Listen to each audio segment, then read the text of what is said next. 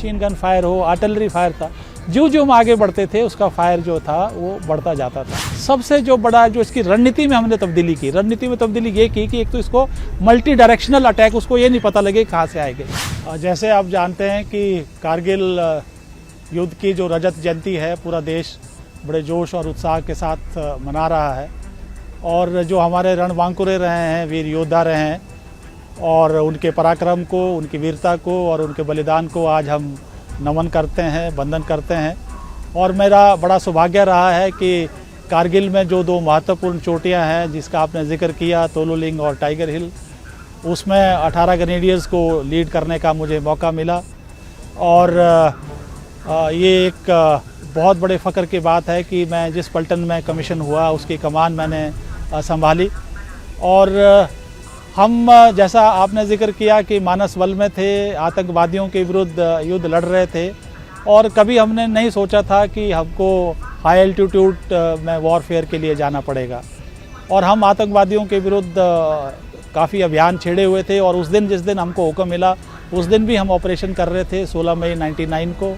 और जब ये खबर मिली कि कुछ द्रास, मशको और बटाली के इलाके में कुछ मुजाहिदीन की हरकत दिखी गई है, और सबसे नज़दीक मेरी पलटन थी, तो इसलिए आदेश मिला कि आप जल्दी से जल्दी द्रास में पहुंचिए। और 18 तारीख को हमारी पलटन वहां पर पहुंचे, लेकिन वहां का जो माहौल था, दुश्मन के आर्टिलरी फायर द्रास पे आ रहा था, और काफ़ी जो हलचल थी, और जो हमारी लाइफ लाइन वहाँ की है, जो रोड है वहाँ का, श्रीनगर जो कारगिल ले जाता है, उसको दुश्मन ने तोलोलिंग और जितनी भी ऊंची चोटियाँ थी वहाँ से बाधित कर रखा था। और जिसका मकसद था कि लेह को और लद्दाख को अलग थलग किया जाए, सियाचिन का बदला लिया जाए, और आतंकवाद का मुद्दा जो है उसको इंटरनेशनलाइज किया जाए। और ज़रूरी था कि साजो सामान कश्मीर अपने लद्दाख में पहुँचे, लेह में पहुँचे, कि तोलोलिंग और टाइगर हिल से इस प्रेशर को हटाया जाए। और सबसे पहले टास्क मुझे दिया गया। उस टाइम इंटेलिजेंस उतनी थी नहीं, दुश्मन के बारे में खबर पूरी नहीं थी, और रिकॉनेसेंस चल रही थी, हेलीकॉप्टर उड़ रहे थे और खबर हासिल की जा रही थी। और बाद में पता चला कि 150 किलोमीटर में उन्होंने अतिक्रमण किया है, और जिन पोस्टों को हम सर्दियों में खाली कर दिया करते थे उसमें उन्होंने आके कब्जा कर लिया है, भारी मोर्चाबंदी कर ली गई है। और जो तोलोलिंग की लड़ाई सबसे पहली लड़ाई थी, तो हमें बताया गया 5-6 वहाँ पे जो है मुजाहिदीन हैं, और उस समय हमारे पास ना तो साजो सामान था जो हाई एल्टीट्यूड में होना चाहिए, ना एक्लेमेटाइज का समय हमें मिला, ना हमारे पास उस तरह से एडिक्वेट आर्टिलरी थी, और स्नो की जो आइटम्स थी वो भी पूरी तरह से नहीं थी। लेकिन यही समझा गया कि 5-6 आतंकवादी है, जैसे कि वैली में होता है, तो हम उनको खदेड़ देंगे, निपट लेंगे।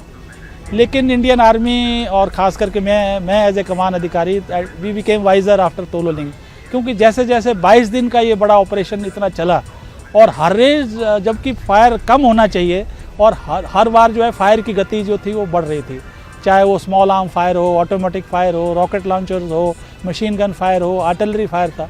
जो जो हम आगे बढ़ते थे उसका फायर जो था वो बढ़ता जाता था। और बल्कि 28 मई को तो वहाँ पे उनके पास स्टिंगर मिसाइल था, जिसकी वजह से एक मी-17 को हेलीकॉप्टर उन्होंने उड़ा दिया, और उसके बाद एयरफोर्स ने हेलीकॉप्टर फ्लाइंग बंद कर दी थी कि 4 क्रू को हमको खोना पड़ा। और मेजर राजेश अधिकारी, मेरे जो अधिकारी थे कंपनी कमांडर, उनको हमको खोना पड़ा।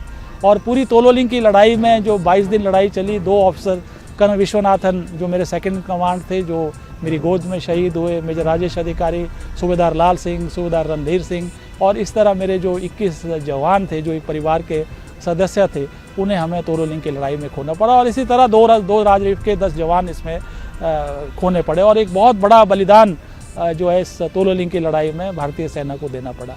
लेकिन इस लड़ाई को जीतने के बाद पूरी लड़ाई में एक नया मोड़ आ गया। लेकिन जब तोलोलिंग आप चढ़ रहे थे कितना मुश्किल हो रहा था, क्योंकि पाकिस्तान ऊपर बैठा हुआ था, घुसपैठी ऊपर बैठे हुए थे, वहाँ से एक पत्थर भी मारते तो 1:3 या 1:5 का रेशो, मतलब कैसे आपने उसको? नहीं, 1:3 नहीं, अब तो बल्कि 1:10 ऑलमोस्ट था, और ऑक्सीजन की कमी नहीं थी। आपने देखिए ऊंचाई पे बैठा हुआ है, रिजिज 2 या 3 है, डिप्लॉयमेंट बड़ी मुश्किल से सेक्शन 2 सेक्शन या ज़्यादा प्लाटून, उससे ज़्यादा डिप्लॉयमेंट नहीं की जा सकती है।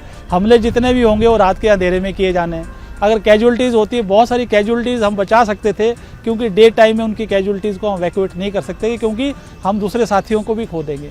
और हर एक कैजुअल्टी को जब वैक्यूएट करना पड़ता था, कम से कम 5 से 6 जवान उस कैजुअल्टीज़ को पीछे लाना पड़ता था।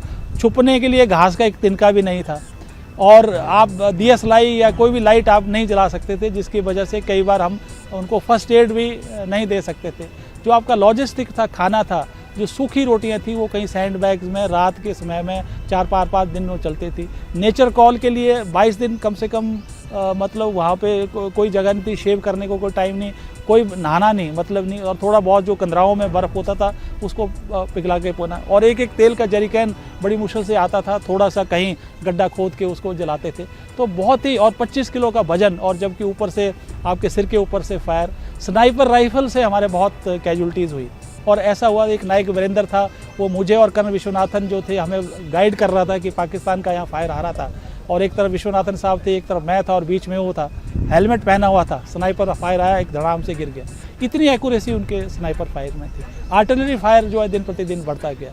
तो इसलिए सबसे मुश्किल लड़ाई जो थी वो तोलोलिंग की लड़ाई थी। 22 दिन की जो टफेस्ट जो बैटल थी वो जो तोलोलिंग की पूरे उस पर करें, लेकिन एक नया मोड़ लड़ाई में आया। उसके बाद चाहे टाइगर हिल हो, चाहे बटाली का क्षेत्र हो, चाहे आपका कारगिल का हो, मशकू का हो, और फिर जो है तोलोलिंग के बाद पूरी सेना ने जो अपनी स्ट्रेटजी है वो पूरी चेंज कर दी। जनरल महेंद्रपुरी का 8 माउंटेन डे वहाँ पे आया, 1 जून से उन्होंने ऑपरेशनल कमांड संभाली। उस टाइम उन्होंने रियलाइज़ कर दिया कि ये जो है मुजाहिदीन नहीं है, these people are regulars. And core commander जो थे, बल्कि उन्होंने जब मैं वैली छोड़ रहा था, उन्होंने कहा कि Kushal we became wiser after Tololing. और फिर पूरी रणनीति के तहत जो है, पूरी प्लानिंग के साथ, पूरे तैयारी के साथ, पूरे साजो सामान के साथ, और बफर जो है 5 जून तक जो है बफर जो है उनका भी बिल्डअप हुआ था। और लिहाजा जो था ये जो 12-13 को 2 राजरीफ और 18 ग्रेनेडियर्स जो मिलके जो हमने फर्म बेस प्रोवाइड किया इस ऑपरेशन को मिलके, जबकि बफर्स जो है पहली बार डायरेक्ट फायर में इस्तेमाल किया गया। तो इस तरह से उसके बाद एक हम्प का फीचर्स था, और जैसे इतनी कैजुअल्टी होने के बाद भी मेरे जवान जो थे, मेजर जॉय दास गुप्ता और बाकी जो आपने देखा जिनके अधिकारियों की आपने बोले, ये फिर भी उस हम्प के लिए बैटल के लिए चले गए। और उसके बाद कुछ एक टाइम रेस्ट, रिफुट, रिऑर्गेनाइज के लिए दिया गया, और 24 जून को जो है फिर दोबारा हमको टाइगर हिल के लिए जो है हमारे को जो असाइनमेंट मिले थे। सर क्या कहा गया आपको जब आपके सारे लड़के मोटिवेटेड थे? साथ में सुख का अनुभव इस बात का था कि तोलोलिंग का फीचर आपके पास था, जो 1 अल्फा था उस पे फायर डायरेक्ट टाइगर हिल से भी आ रहा था। उस दौरान कितना मोटिवेटेड आपके बॉयज थे? आपने टाइगर हिल की तरफ कूच किया, क्या मैसेज मिला, और फिर उसके बाद टाइगर हिल की रणनीति? इवन मैं खुद हैरान हूँ कि इतना सब कुछ खोने के बाद, इतनी पिटाई खाने के बाद भी लड़कों का जो मोराल था बहुत है। मैं हर एक जवान जो हमले में गया उसके गले में मिला, और मैं उनकी आंखों में देख सकता था कि वो बहुत हाईली मोटिवेटेड है, उनका मोराल बहुत हाई है, जिसकी मैं वजह समझ सकता था कि तैयारी हमारी पूरी थी, रिकॉग्निसेंस हमारी थी, जो कैजुअल्टीज़ हमारी हो चुकी थी उसका बदला जो हम लेना चाहते थे, और एक जो जोश जो कि हम हमेशा रेजिमेंट में सिखाते हैं, नाम नमक निशान, नाम आपका, आपके रेजिमेंट का, आपके परिवार का, नमक जिस देश का आप नमक खाते हो रेजिमेंट का, आपका निशान जो आपका रेजिमेंट का फ्लैग है या हमारा राष्ट्रीय तिरंगा है, ये जो सारे मोटिवेशनल जो फैक्टर्स हैं। और मैंने कहा तैयारी और फिज़िकल फिटनेस, मेंटल फिटनेस और जो इमोशनल फिटनेस है, ये बहुत ज़रूरी चीज़ है। और सबसे जो अहम चीज़ है कि आपकी जो जूनियर लीडरशिप है वो किस तरह से फ्रंट में बाय एग्जाम्पल जो है लीड करती है, क्योंकि मेरा मानना है कि डर लड़ाई में सबको लगता है, गोली किसी को भी लग सकती है, लेकिन जब आप देखेंगे कि मेरा कमांडर मेरे साथ कंधे से मिला के साथ खड़ा है, मेरे साथ हर समस्या का वो कर रहा है, तो वो आपके साथ बिल्कुल कंधे से कंधा मिलाकर खड़ा रहता था। तो मैंने एज ए कमांड में 2-3 चीज़ें बताई थी। एक तो मैं हथियार नहीं अपने साथ कैरी करूँगा, मेरे पास 1000 के लोग, 1000 इन्फेंट्री यूनिट की नफरी है, मैंने कभी जो वेपन है कैरी नहीं किया। दूसरा मैंने कहा कि कोई भी ऐसा खतरा नहीं है जो तुमको होगा जो मैं खुद सहन नहीं करूँगा, चाहे वो 22 दिन तोलोलिंग के हों। जो लीडिंग प्लाटून है, लीडिंग कंपनी है, उसमें मैं और मेरे second in command colonel Viswanathan जो बहुत आउटस्टैंडिंग ऑफिसर थे वो हमारे साथ थे। और तीसरा मैंने कहा लड़ाई में कभी कभी ये मौका मिलता है जिसके लिए आपने वर्दी पड़ती है, लड़ाई हर बार नहीं होती, इसमें या तो हम विजय हासिल करेंगे या वीरगति को प्राप्त करते हैं। मुझे खुशी है कि हमने इसमें विजय हासिल की। जब फिर टाइगर हिल कैसे लॉन्च किया आपने, क्योंकि टाइगर हिल की लड़ाई बहुत ही रणनीतिक थी, उसको जीतने के बाद पाकिस्तान डिमोटिवेट हो गया, इंटरनेशनली एक्सपोज हो गया, साथ में पहली बार आपके ज़रिए सबको पता लगा कि ये रेगुलर आर्मी है पाकिस्तानी। टाइगर हिल के लड़ाई में जैसे मैंने बताया कि जहाँ तक लॉजिस्टिकली और जो हथियार थे या चाहे आर्टिलरी हो, मल्टी बैरल रॉकेट लॉन्चर हो, आपके इंजीनियर्स हों, या आपके पास हाई एल्टीट्यूड वॉरफेयर स्कूल के दस्ते हों, वो आपके पास सारे मौजूद थे जो टाइगर हिल के लाइव। और आपने देखा जो मेरे यंग ऑफिसर जो आपने देखा, एक ग्रेनेडियर योगेंद्र यादव 19 साल का लड़का जो अभी 2-3 महीने की नौकरी थी, लेफ्टिनेंट बलवान अभी जो कर्नल बलवान है वो अभी 1.5 साल की नौकरी थी, कैप्टन सचिन जिनकी अभी 2-3-4 साल की बड़ी मैच थी। और किस तरह जो इस लड़ाई में 8-6 जो पहले थी उन्होंने बहुत महत्वपूर्ण इसमें भूमिका निभाई थी। लेकिन जो सदर्न रिज और नॉर्थ ईस्टर्न रिज थे उनको पता था कि ये इससे हमला करेंगे। सबसे जो बड़ा जो इसकी रणनीति में हमने तब्दीली की, रणनीति में तब्दीली ये की कि एक तो इसको मल्टी डायरेक्शनल अटैक, उसको ये नहीं पता लगे कहाँ से आएंगे, लेकिन घातक जो कि लेफ्टिनेंट बलवान सिंह के नीचे और जिसमें ग्रेनेडियर योगेंद्र यादव जो लीड जो कर रहे थे और इनके कमांडर थे हवलदार मदन लाल, जो सबसे पीछे वाला रास्ता था, चढ़ाई वाला, तकरीबन 90% जो ग्रेडियंट है, उन्होंने कभी नहीं सोचा कि वहाँ से जो है ये हमला जो है घातक वहाँ से करेंगे, और रस्से की मदद से ये ऊपर चढ़ गए। और जो पाकिस्तान जो वो एक्सपेक्ट कर रहे थे, जो 3 रिजीज हैं उसमें भी हमने मूवमेंट दिखाया और उसमें भी जो हमला था वो आगे बढ़ रहा था। लेकिन पीछे से अगर जब आके उन्होंने देखा कि 4 जुलाई को आके जो टॉप है टाइगर हिल का टॉप जो है, ये घातक ने घायल होने के बाद में लेफ्टिनेंट बलवान घायल हुए, ये योगेंद्र यादव घायल हुआ और इन्होंने इवैक्यूएट करने से मतलब कर दिया।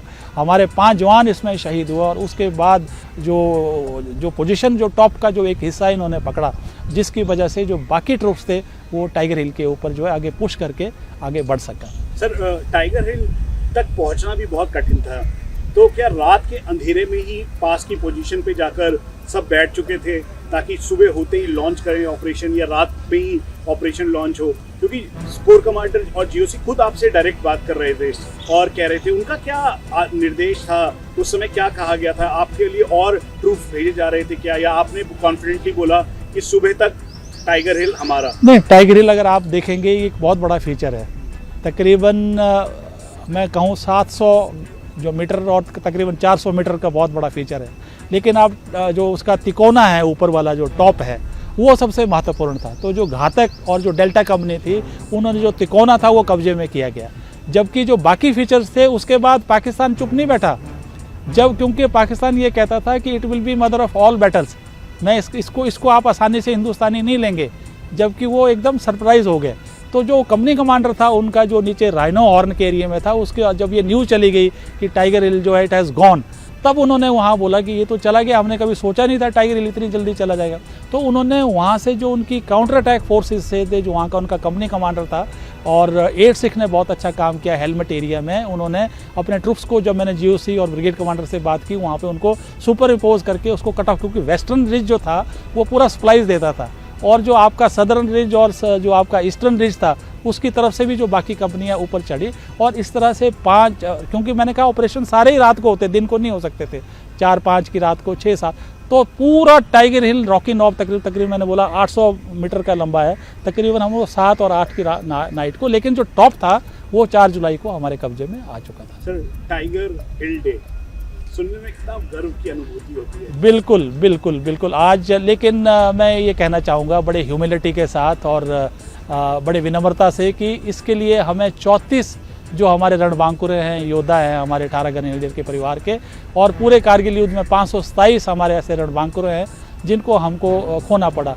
लेकिन मेरा मानना है देश के आज़ादी के लिए, सॉवरेंटी के लिए और उसकी सीमाओं के हिफाजत के लिए कोई भी बलिदान बहुत बड़ा बलिदान नहीं है।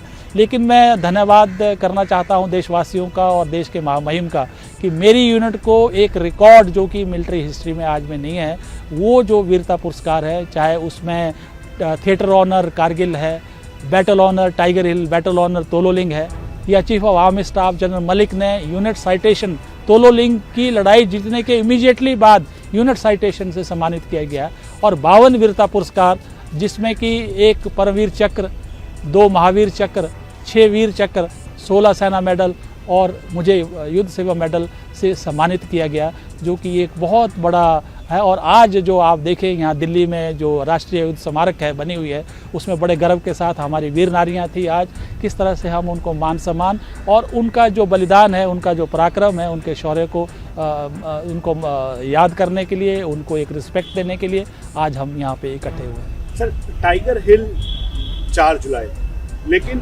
26 जुलाई को फाइनली ये हुआ कि विजय दिवस का ये पताका पूरे देश ने महसूस किया और ये सार्वजनिक तौर पर हुआ कि कारगिल विजय दिवस के तौर पे मनाया जा रहा है। इसके बारे में थोड़ा बताएं। देखिए 4 जुलाई को जो टाइगर हिल के ऊपर जो टॉप के ऊपर विजय हासिल की और तुलुलिंग और टाइगर हिल के बाद जो दूसरे आपके क्षेत्र थे, बटालिक थे, मशको थे, कारगिल में थे, एक साइकोलॉजिकल जो मोराल था हिंदुस्तानी फ़ौज का वो बढ़ गया और एक जो मोराल था पाकिस्तानी सेना का वो कम हो गया। हमारे देशवासियों का मोराल बढ़ गया। एक नया मोड़ इन दोनों से आया और जो ले मार्ग था उसको खोला गया। तो ये बहुत बड़ी जीत थी। लेकिन मैं इसमें ये बताना चाहता था कि जैसे उन्होंने कहा था कि tiger hill will be mother of all battles, लेकिन 4 जुलाई को जब ये मैसेज चला गया तो सबसे पहले जो वहाँ के नवाज शरीफ थे प्रधानमंत्री जी, आपने सुना होगा किस तरह क्लिंटन की गोद में जाकर अमेरिका में जाके बैठ गए और वहाँ से क्लिंटन जी टेलीफोन करते हैं अटल जी को कि देखिए हमारे पास नवाज शरीफ जी आए हैं, आप भी आ जाइए, थोड़ा सा इसमें सीज़ फायर की बात होगी।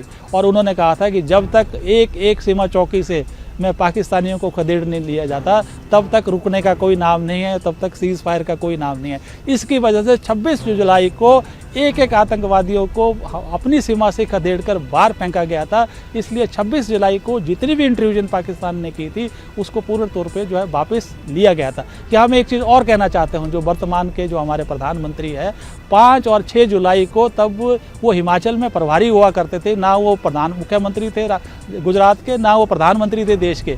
वो जवानों अग्रिम मोर्चे में इतनी फायर होने के बाद भी जवानों का जो है उत्साह बढ़ाने के लिए, उनको हौसला अफजाई करने के लिए कारगिल में आए। जो हमारे जो जवान जो हॉस्पिटल्स में थे उनका मनोबल बढ़ाया, उनको जो भी फल या जो भी मिठाइयाँ थी वो बांटी गई। तो वो भी एक बहुत दिखाता है कि किस तरह से हमारे जो दोनों प्रधानमंत्री थे वो बहुत बड़े क्लियर थे और सेना के प्रति जो उनका आदर है, सम्मान है, देश के प्रति जो सम्मान था, ये उसको भी दर्शाता है। सर, चूँकि ये वो समय है जो सभी को गौरवान्वित करता है। 25 साल हो गए हैं, आप देश के लोगों को क्या कहना चाहेंगे? आप अपने क्योंकि आप उस यूनिट को कमांड कर रहे थे जिनके पास 2 बैटल बड़े ऑनर हैं और ऐसे में आप जो युवा पीढ़ी है जो देख रही है, सुन रही है, उनको क्या कहेंगे? नहीं, मैं ज़्यादा कुछ नहीं कहना चाहता हूँ। मैं केवल इतना कहना चाहता हूँ कि देखिए देश तभी सुरक्षित है अगर हमारी सेना काबिल है और हमको ये जो वीर योद्धा हैं या रणबांकुरे हैं उनको तैयार करना पड़ता है, उनको पैदा करना पड़ता है। ये आज कोई रोबोटिक्स का ज़माना नहीं है या ये रिमोट का बटन नहीं है कि वीरता का बटन दबा दिया और वीर बन गए। उसके लिए जब तक पूरे देशवासियों का, पूरी सरकारों का और पूरी सेना का मिलके एक टीम के तौर पर हम अपने युवाओं को मोटिवेट ना करें जब तक देश की सेवा के आने के लिए, क्योंकि आप जानते हैं एक तरफ खतरा चाइना से है, पाकिस्तान से है, देश के अंदर भी कई गलत फोर्सेस हैं जो काम कर रहे हैं। इसलिए बहुत ज़रूरी है कि हम रक्षा और सुरक्षा से मजबूत हों। अगर हम रक्षा और सुरक्षा से मजबूत होंगे, हम आर्थिक तौर पर, सामाजिक तौर पर और दूसरे तरीक़ों से भी बहुत अच्छा कर सकते हैं।